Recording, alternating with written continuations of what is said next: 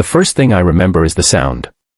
Not a scream, not a shout, but the quiet, desperate tug of a small hand on a larger one. And then the words, sharp and frantic, like a knife cutting through a calm night, "Let her go." The man's voice was so steady, so determined, that for a moment I thought he was just angry. But the way his body moved, the way his eyes didn't leave the side of the car, told a different story. Someone was trying to take a child, and this dad was not about to let that happen. Before we go any further, if you love stories that remind us there's still goodness in the world, please subscribe to Kindness Tales. And if this story touches you, hit like and share it, and tell us in the comments what kindness has changed your life. He was a single dad named Mark, living in a quiet suburb just outside of a city where life moved fast, but people still smiled at each other in grocery store aisles. Mark worked 2 jobs, one during the day at a construction site, and another at night as a security guard. He did it all for his daughter, Mia, who was 7 and had a laugh that sounded like sunshine breaking through clouds. Their apartment wasn't big, but it was filled with little things that mattered: a handmade drawing of a superhero Mia had drawn for her dad, a worn-out stuffed rabbit with one ear flopped down, and a small bookshelf where the pages were dog-eared from being read over and over. Mark wasn't perfect. He made mistakes. He was tired most of the time. But he loved his daughter with a kind of fierce, quiet devotion that you could feel in the way he talked to her, in the way he listened. He didn't just provide for her. He showed up. He was there for her school concerts, even when his shift ended late. He took her to the park on weekends, even when he was sore from work. And he made sure she never felt alone, even when life was hard. That week had been especially tough. The construction company had cut hours, and Mark had been working longer nights to make up for it. Mia had been missing her friends, missing the normal routine of school, missing the simple things like sleepovers and birthday parties. Mark had promised her something special for the weekend, something he knew would make her eyes light up. He had planned a surprise.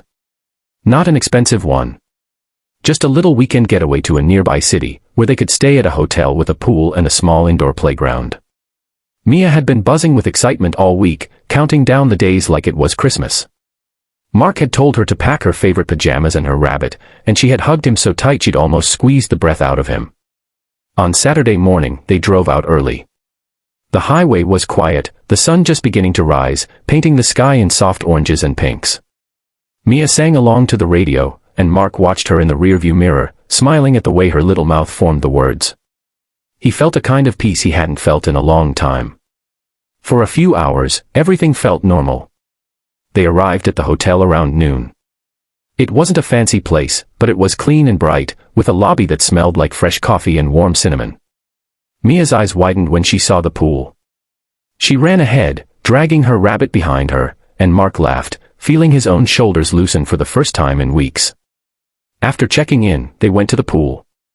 Mia splashed and laughed, and Mark watched her from a chair nearby, his phone in his hand, just in case. It was a simple joy. A simple moment. A moment he wanted to hold on to. Around late afternoon, Mia asked if they could go outside for a walk. The hotel had a small courtyard, and beyond it was a street lined with shops and cafes. Mark agreed, thinking it would be nice to stretch their legs before dinner. Mia grabbed his hand and they walked slowly, talking about everything and nothing.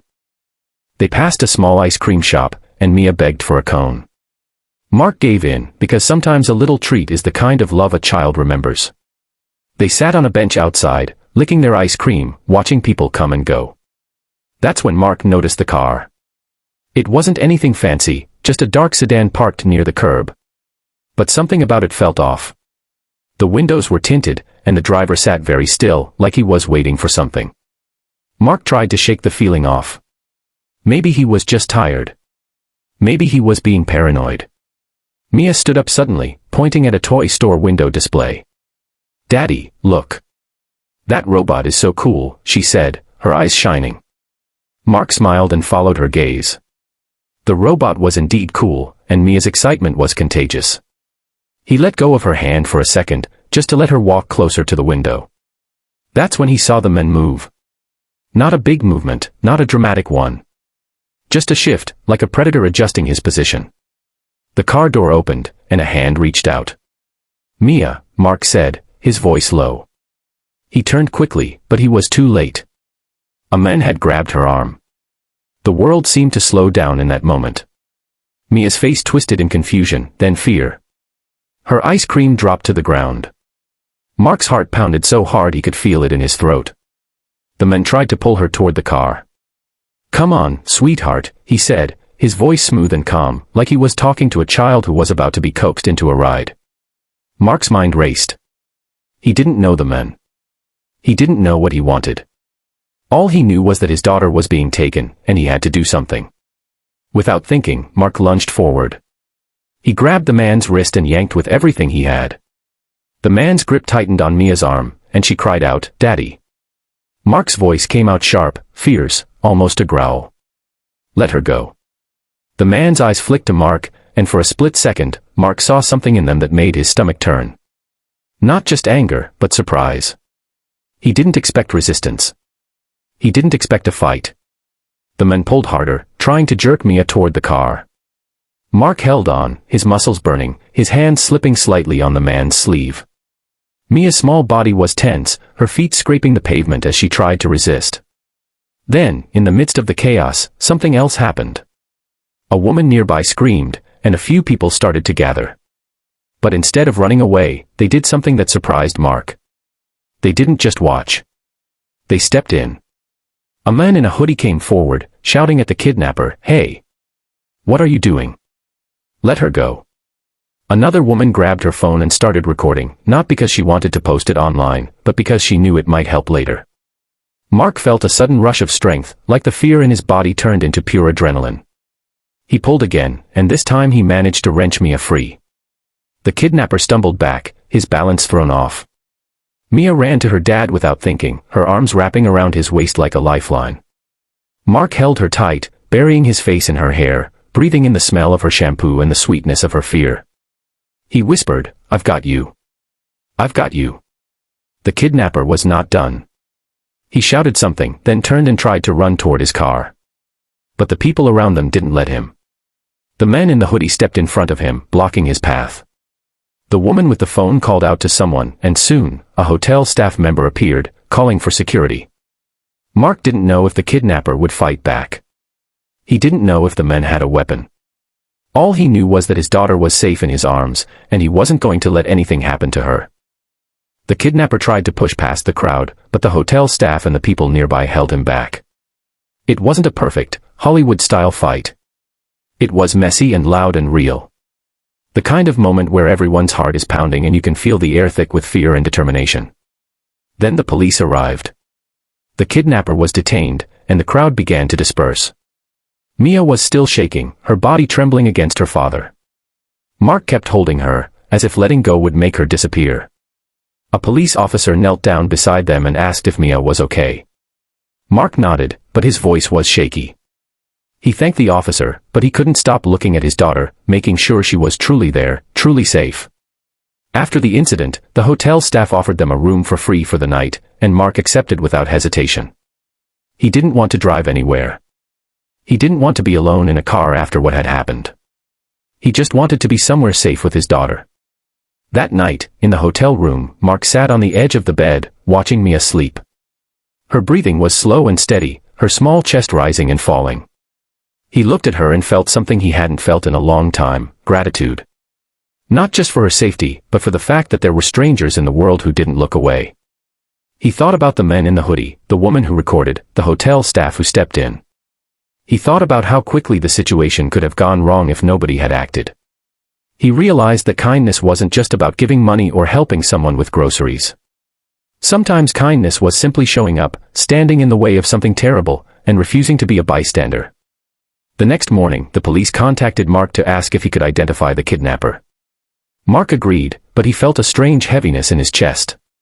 He couldn't believe this had happened. He couldn't believe his daughter had been so close to danger. When they went to the police station, Mia clung to his hand the whole time. She was quiet, still processing what had happened.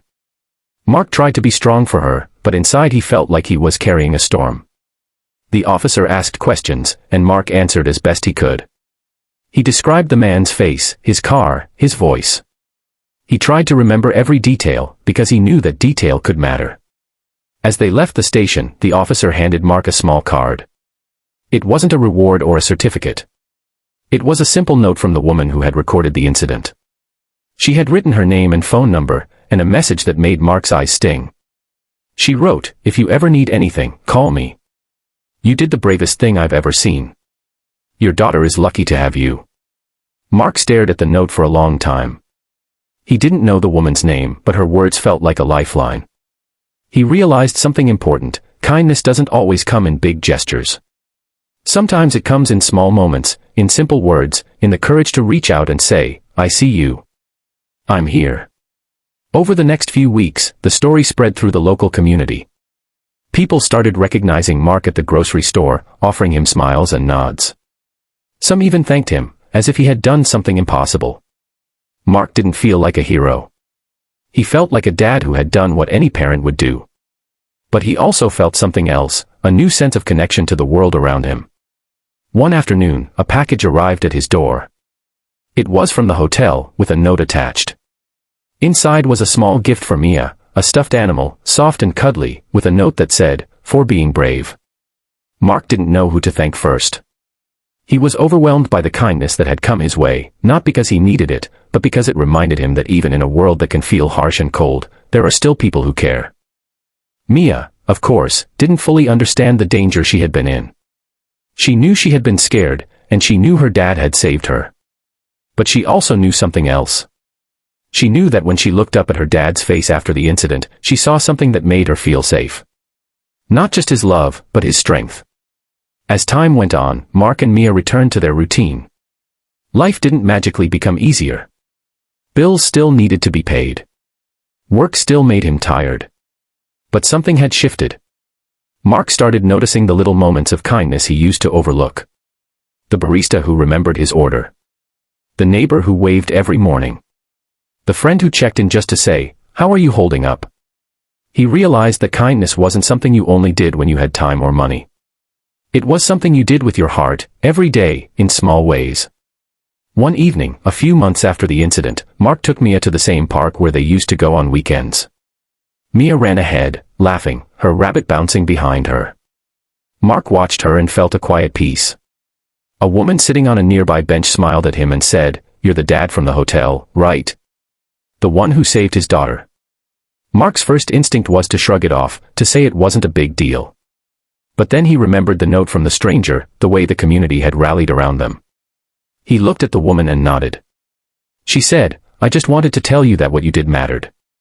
You showed your daughter what love looks like. And you reminded the rest of us that we can't look away." Mark felt his eyes sting. He didn't know what to say, so he simply smiled and thanked her. That's the thing about kindness. It doesn't always make headlines. It doesn't always come with applause. Sometimes it just happens quietly, in the middle of a scary moment, when someone chooses to stand up instead of turning away. And that night, as Mark tucked Mia into bed, he told her something he hadn't said before. He told her that she was his whole world, and that he would always protect her. Mia looked up at him with sleepy eyes and whispered, "I know, Daddy." Mark kissed her forehead and turned off the light. As he walked out of the room, he realized that the most important thing he could give his daughter wasn't money or a big house or fancy vacations. It was the feeling of being safe, the certainty that someone would always be there for her, no matter what. If you take anything from this story, let it be this: kindness is not just a nice thing to do. It's a powerful force that can change lives in the most unexpected ways. Sometimes it's a stranger stepping in when something terrible is happening. Sometimes it's a parent refusing to let go. And sometimes it's just someone saying, "I see you," when the world feels like it's falling apart. So today, if you've ever been touched by someone's kindness, or if you've ever been the one to step in, share your story in the comments. You never know who might need to hear it. And remember, the world can be a scary place, but it's also full of people who choose love, even when it's hard. Let that be the kind of world we build together, one small act of kindness at a time.